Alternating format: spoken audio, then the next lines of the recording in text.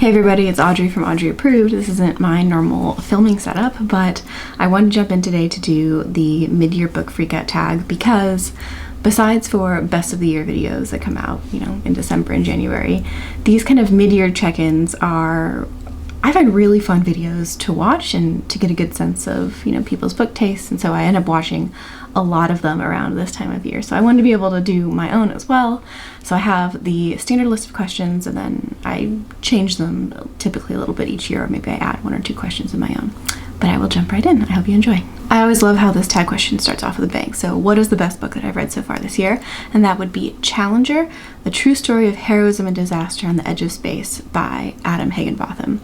This is the first book by this author that I have ever read, and it is a very emotionally but yet meticulously reported account of the 1986 Challenger disaster, which is a space shuttle that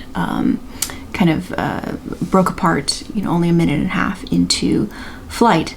And I think that, like really good narrative nonfiction, the author here manages to kind of weave so many different humanistic storylines in a way that doesn't seem obvious when you start, but kind of culminates in the tragedy itself. I just thought it was a really, really good read. It covers not only the history of different astronauts, but also the space program itself, of leadership, of contractors, of the actual engineering issues that were involved. I found it a really engrossing, really good read, and it's an excellent piece of narrative nonfiction. So the best sequel that I've read this year, which I'm kind of switching into the best series that I started this year, because I started a lot of books, like the first books in series this year, and I just haven't finished with them. I don't have any desire to kind of move past the first book. But this is the one example where I do, and that is The Tainted Cup by Robert Jackson Bennett. I don't actually know what the series itself is called. Maybe I'll put it up. But this is the first installment, like I said, and it is this kind of lush, magical world. And this book is kind of advertised as a Sherlock and Holmes inspired mystery within this world. And I just found it such a fun and enchanting mix of both really cool world building. There's a lot of politics and different clans, and there's these sea leviathans that are attacking. And there's also this mystery element. There's this murder that has happened, and we have to figure out what happened. And so we follow this Holmes-esque character as he navigates his relationship with the Sherlock-esque character, but also all the different kind of issues and politics that are happening within, the plot itself. Anyway, I just found it really fun. Again, lush is a good word that comes to mind, and it is the only example of a book series that I've started this year that I will absolutely pick up the second book when it comes out next February. I also wanted to include my favorite book from this Read the World reading project because I've been trying to read around 3 books per month for this, so that accounts for a decent number of books so far this year. So the best read so far has been Augustown by Kei Miller, which is the Jamaica pick. And it's this short piece of, I'd say, literary magical realism that takes place in 1930s Jamaica around the birth of the Rastafari movement. And I think that not only was there really beautiful and lyrical writing, I just thought that the author did a really good job in layering character arcs and plot lines in a way that felt like you were just getting pulled along by a really masterful storyteller. So I wasn't expecting to like this as much as I did, but I found myself kind of thinking about it since then. Yeah, I think it's a really good read. So if it intrigues you at all, it's definitely worth picking up, especially if you're doing a reading project like this, where you're trying to read books from Caribbean authors. New release I still want to read. So it just released. It is Coda, False Dawns by Simon Spurrier and illustrated by Matias Bergara. This is a graphic novel. It is in the same world as their previously published 3-volume completed series, which is just called Coda. And Coda is my favorite graphic novel series of all time because I love the plot, I love the characters, I love the art, I love how chaotic the art is, I love the colors that are used. I think I've described it like this before, but this world reminds me of a mixture of Mad Max, The Croods, and Lord of the Rings. And I just feel like that's such a good combination. So this release is a return to the world of Coda and the same characters that we saw before. So I can't wait to jump back into this. This is a really easy question for me to answer. For my most anticipated book in the second half of the year, This one, you know, I was going through my Goodreads and there's nothing that popped out to me that was like, I'm gonna read this the day that it releases or the week that it releases. There's nothing like that, but I would say that a book that I am pretty interested in getting to is The Odyssey by Stephen Fry. So Stephen Fry has released 3 other books that have to do with, you know, Greek myth retelling. So he's got one on gods and goddesses, one on heroes from those stories, one on the Trojan War. And I feel like out of those topics, I feel a lot more familiar with them, but I never really followed the Odyssey, which is the story of Odysseus's, I think, 10-year journey back home after the completion of the Trojan War. And so I'm excited to probably just hear this story for the first time, generally in completion. And so, yeah, I've really enjoyed Stephen Fry's books like this before, and as always, I really like his narration. What was my biggest surprise? I was debating which way I wanted to take this question, but I decided to go with what my first gut reaction answer was. And so it has to do with the book Remarkably Bright Creatures by Shelby Van Hoyt or Van Pelt, something like this. So the cover will be up. And I read this very recently for a book club. I did not choose the book, and that's totally fine. That's, you know, part of the joy of being part of a book club, is getting introduced to new books. I think I was just surprised how popular this book is, because I thought that it was fine. It's a very, very direct, you know, directly written story about a bit of a found family story. There's, you know, some unique characters. There's an octopus that has its own point of view in this book. But I found the pacing really odd. Like, it's very slow, and then you get this reveal partway through, you know, half or 2/3 of the way through, and so you kind of wait for the characters to catch up to you as a reader, because you have information that they don't. And I wasn't quite sure. It's just such a popular book, and I feel like for other books that have made, you know, bestseller lists like this, you know, contemporary fiction pieces like Tomorrow and Tomorrow and Tomorrow by Gabrielle Zevin, I get why that book is so popular. You know, it's compulsively readable. It's this really kind of engrossing story of a friendship that feels, in my opinion, very real. Like, I get why that book is so popular, but I can't figure out why Remarkably Bright Creatures is. So I'm just very surprised. And so if you really love this book, and I mean this with no shade, I'm just genuinely curious, like, what is it that you really liked about this book? Was it Marcellus, the octopus character? Was it, did you find it like emotional or really heartwarming? I'm trying to figure this one out. So I'm still trying to figure it out. It still remains my biggest surprise of the year so far.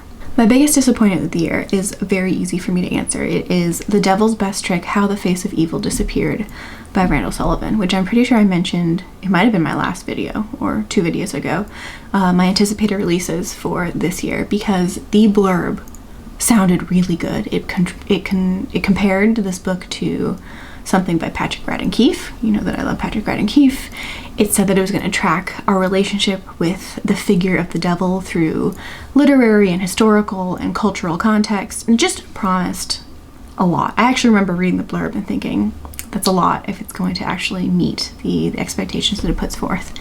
And it resoundingly did not. This is such a haphazardly put together storyline. It follows almost 3 different subjects.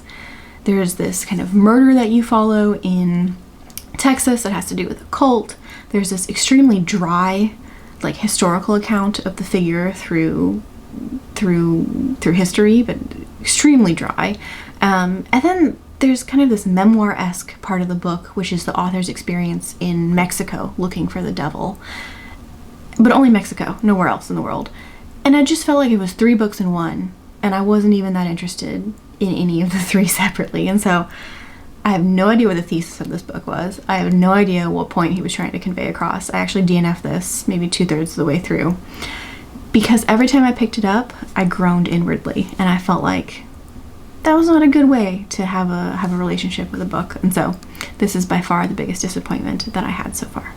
Okay, my new favorite author. Last year it was Patrick Radden Keefe. This year it is Adam Higginbotham. I read Challenger, which I have already mentioned. It's one of my favorite books so far this year, or my favorite book so far this year. And then since then I am partway through Midnight in Chernobyl, which is his other piece of nonfiction, and I'm already slated to really love it. I just really like his reporting. I think he's meticulous. I like his storytelling, and he also seems to focus on things that I care about, which are disasters, for better or for worse. I really like reading about them, and so far both of his subjects have to do with kind of technical engineering and looking at risk and risk tolerance and how we communicate these kinds of ideas. And so I like that kind of science and technical aspect of his book topics. And so yeah, there was like a 5 or 6 year gap between Midnight in Chernobyl and Challenger, and so in 5 or 6 years maybe I'll be excited for whatever else he releases. For my newest fictional crush, I think maybe some people go with like a romance character, and I have read actually a lot of romance books this year. I've just been in a bit of a mood. I think they offset the depressingness of the Read the World books that I've been reading, so I have been enjoying romance a lot this year. But by far my favorite crush is Anna Delabra, who is the Sherlock-esque character in The Tainted Cup, which I have previously mentioned in this video. Like Sherlock, she's very eccentric. She's got this dry wit, and she's also got this very mysterious background, which I'm hoping we'll find out more about in, you know, the second or third installments of the series, but I would absolutely hang out with her. She was really, really cool. There's only one book that made me cry this year, and again, I've already mentioned it. It is Challenger by Adam Higginbotham. There is this one scene, I guess not, would it be a scene? Yeah, it's a scene. It happened in real life, but there's this one section of the book where all of the families of the astronauts are watching the launch. And it's not obvious right away that something bad has happened. And as he describes them slowly realizing what had happened to their loved ones, who they had all gathered to celebrate and to watch, that made me shed a few tears as I listened to that book. So again, a lot of depressing books this year from Read the World Project. Maybe I feel a little numb to them, but it was only Challenger, I think, because of its very emotional reporting that made me, you know, convey, you know, some tears. But again, that's why, again, it has made my best book of the year so far. And then two more questions. So the most beautiful book I've acquired. I don't have either of these with me right now, but I cover bought The Wall by Marlen Haushofer. I should have looked that up, I'm sorry. And translated by Shaun Whiteside, which is the Penguin Vintage Earth collection. I'll put the actual cover up. I just really like it. I don't know why. It's so simple. It's just a cartoon. I like the colors. It just gives me good vibes. This is a literary dystopian book, I believe, and I have heard people either really love it or not like it, so we'll see how I feel. The only other book that I thought that I bought that was really beautiful this year was that I found a used copy of Cosmicomics by Italo Calvino, which is one of my favorite short story collections of all time. And I just found, I'll put again the picture up, the cover to be so psychedelic and cool, and I just couldn't walk away from it, even though I think I already own a copy of this book. So it's now the only book where I own two versions of the same book, but again, one of my favorite books of all time, so I don't feel too guilty about it. And then lastly, books still on my 2024 TBR. So I had my 24 in 2024. It's a video I put out at the end of last year. 2 books per month, that was my goal. I was going to kind of work my way through the rest of my physical TBR at that time. It has since grown a little bit. I think I've read 10 out of those 24 books, so I'm like 2 books behind for it being towards the end of June. So I think out of the ones that I have remaining, I'm most excited for maybe Leonardo da Vinci, because I've never read anything by is it Walter Isaacson? I can't remember the author's name right now, but it'll be obvious from the cover. I've never read anything from him, but I feel like he could be a favorite author, so we'll see how that goes. And then I'm also really intrigued by City of Saints and Madmen by Jeff Vandermeer, because Vandermeer is described kind of as like literary sci-fi, kind of weird, and it could be really good. That could be a really good combination. So I will definitely get to those. I have managed to leave all the big books for the second half of the year, but we'll see how it goes. And that wraps up the 2024 mid-year book freakout tag. I hope you have enjoyed. I will try to be back relatively soon, but you never really know with me. But yeah, I hope everybody's doing well and you're having a great reading year. And I'll see you next time. Bye.